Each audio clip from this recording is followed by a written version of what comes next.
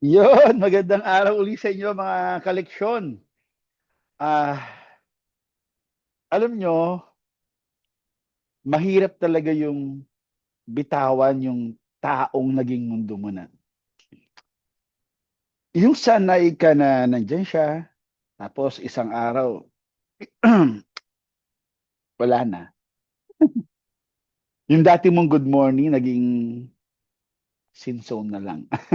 Yung dati mong ingat ka, naging tahimik na lang. Pero ito tanong ko sa'yo, hanggang kailan ka may stuck dyan sa alaala na yan? Hanggang kailan mo uulitin yung eksenang tapos na?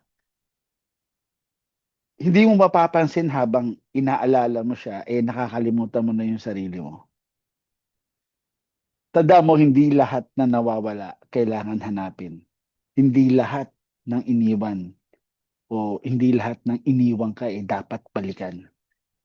Kasi minsan yung pagkawala nila, yun yung paraan ni Lord para mahanap mo uli yung sarili mo. Oo, masakit.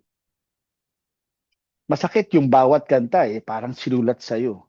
Yung bawat lugar may memory, yung bawat gabi may luha. Pero isipin mo rin hanggang kailan mo papayagan yung sakit ang magdikta ng kwento mo. Hindi mo kailangang kalimutan agad. Ang kailangan mo lang tanggapin na tapos na. Kasi habang kumakapit ka sa dati, hindi ka makakahawak sa bago. Minsan akala natin kailangan natin siya para maging buo tayo. Pero yung totoo niyan, kailangan mo lang patawarin yung sarili mo sa pagpilit sa mga bagay na hindi na para sa'yo. Oo, alam kong mahirap, pero tandaan mo, yung sakit ngayon, hindi yan parusa, paghilom yan.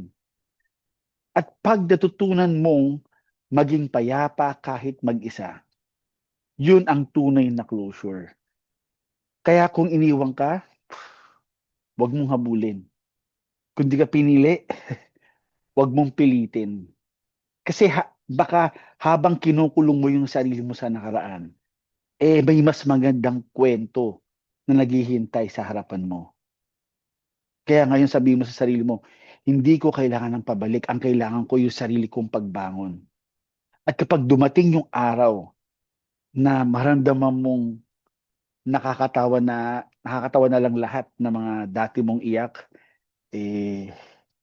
kaya mo nang ngumiti ng totoo, doon mo marirealize na hindi pala siya ang kailangan kong mahalin, kundi yung sarili kong matagal ko nang nakalimutan.